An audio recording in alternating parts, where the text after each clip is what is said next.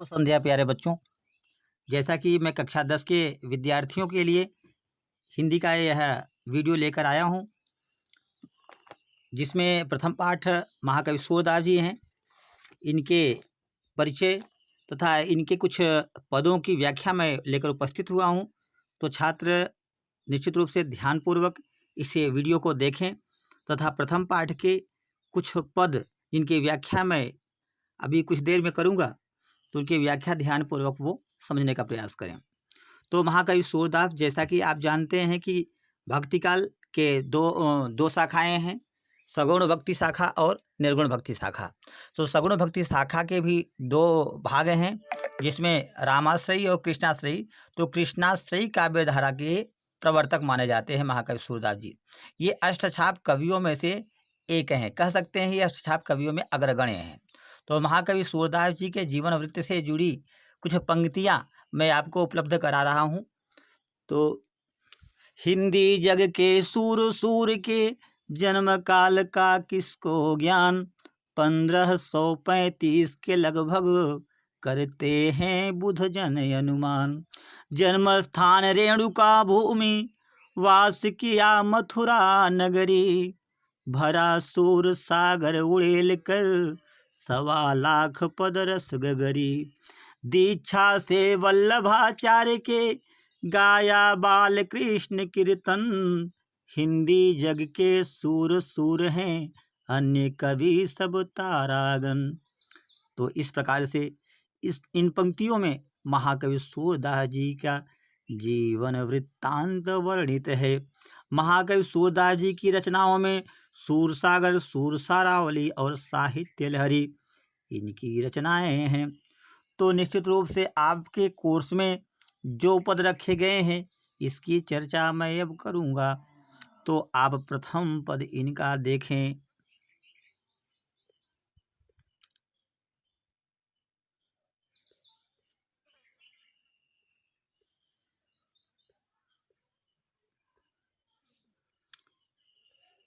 तो छात्र ध्यान दें, इनका प्रथम पद जो मंगलाचरण होता है, किसी ग्रंथ के आरंभ में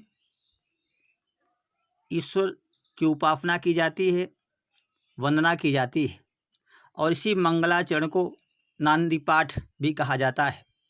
संस्कृत साहित्य में नाटकों आदि में इसे मंगलाचरण, नांदी पाठ का नाम दिया गया है।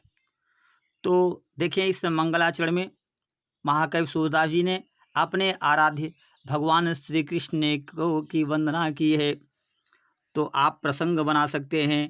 पहले संकेत लिखेंगे, उसके बाद संदर्भ लिखेंगे। तो प्रस्तुत काव्यावतरण हमारी पाठ्य पुस्तक में संकलित पद नामक शीर्षक से उद्धृत है, जिसके काव्यकार कृष्ण भक्ति शाखा के प्रवर्तक महाकवि सूरदास जी हैं। प्रसंग में लिखेंगे, प्रस्तुत काव्यावतरण के माध्यम से महाकवि सूरदास जी अपने आराध्य भगवान श्री कृष्ण की वंदना करते हुए कहते हैं कि चरण कमल बंदो हरिराय, जाकी कृपा पंगु गिरिलंघे, अंधे को सब कुछ दर्शाई। बहिरो सुने अगूंग पुनि बोले, रंक चले सिर छत्र धराई। सूरदास स्वामी करुणामय, बार बार बंदो तिहि पाई। चरण कमल बंदो हरिराय। कहते हैं कि मैं भगवान श्री कृष्ण के कमल रूपी चरणों की वंदना करता हूँ। कैसे चरण? कमल रूपी चरण। कमल उपमान का चरण उपमेय पर आरोप किया गया है, अतः यहाँ रूपक अलंकार है। मैं भगवान श्री कृष्ण के कमल रूपी चरणों की वंदना करता हूँ, जाकी कृपा, जिनकी कृपा मात्र हो जाने से पंगु गिरिलंघे, यानी एक लंगड़ा व्यक्ति भी पर्वतों को लांघने का सामर्थ्य प्राप्त कर लेता है। अंधे को सब कुछ दर्शाई, एक अंधे व्यक्ति को संपूर्ण दृश्यमान जगत दिखाई देने लगता है। बहिरो सुने अगूंग पुनि बोले, रंक चले सिर छत्र धराई। जाके कृपा, जिन भगवान श्री कृष्ण की कृपा हो जाने से पंगु गिरिलंघ है। एक लंगड़ा व्यक्ति पर्वतों को लांघने का सामर्थ्य प्राप्त कर लेता है और अंधे को सब कुछ दर्शाई। एक अंधे व्यक्ति को संपूर्ण दृश्यमान जगत दिखाई देने लगता है। बहिरो सुने, बहरा व्यक्ति पुनः उसकी श्रवणेंद्रियां जागृत हो जाती हैं और पुनः वह ध्वनि को सुनने लगता है। गूंग पुनि बोले, एक गूंगा व्यक्ति पुनः बातें करने लगता है। रंग चले फिर छत्र धराई, एक निर्धन भी सिर पर छत्र और चामर धारण करने वाले राजा बन जाता है। सूरदास स्वामी करुणा में महाकवि सूरदास जी कहते हैं कि हमारे स्वामी करुणा के सागर हैं, बार बार बंदो तेहि पाई, अतः बार बार ऐसे कमल रूपी चरणों को प्राप्त करने के लिए मैं उनकी वंदना करता हूँ। पुनः आप एक बार व्याख्या देखें। चरण कमल बंदो हराई, मैं भगवान श्री कृष्ण के कमल रूपी चरणों की वंदना करता हूँ, जिनकी कृपा मात्र हो जाने से एक लंगड़ा व्यक्ति भी पर्वत को लांघने का सामर्थ्य प्राप्त कर लेता है। अंधे व्यक्ति को संपूर्ण दृश्यमान जगत दिखाई देने लगता है। बहरा सुनने लगता है। गूंगा व्यक्ति पुनः बोलने लगता है। एक निर्धन व्यक्ति भी सिर पर छत्र और चामर धारण करने वाला राजा बन जाता है। सूरदास जी कहते हैं हमारे स्वामी तो करुणा के सागर हैं, अतः बार बार ऐसे कमल रूपी चरणों के प्राप्त करने के लिए मैं उनकी वंदना करता हूँ।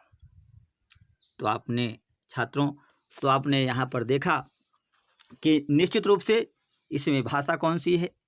भाषा ब्रज है। रस भक्ति रस होता है तो गुण कौन सा? प्रसाद गुण। अलंकार आप देख लें तो रूपक अलंकार। पुण्य है, पुनरुक्त प्रकाश है अलंकार। रूपक अलंकार कहाँ है? चरण कमल में कौन सा अलंकार? रूपक अलंकार है। पुण्य है ना, पुण्य आदि जो शब्द हैं वहाँ पुनरुक्त प्रकाश अलंकार है। ठीक, अनुप्रास अलंकार तो है ही, गेय पद है। ईश्वर के चरणों की महिमा व्यक्त करते हुए उनके प्रति भक्ति भाव की शक्ति के महत्व को बताया गया है। तो मैं आशा करता हूँ कि इस पद की व्याख्या से आप अपना पठन पाठन हिंदी विषय का प्रारंभ कर देंगे। धन्यवाद।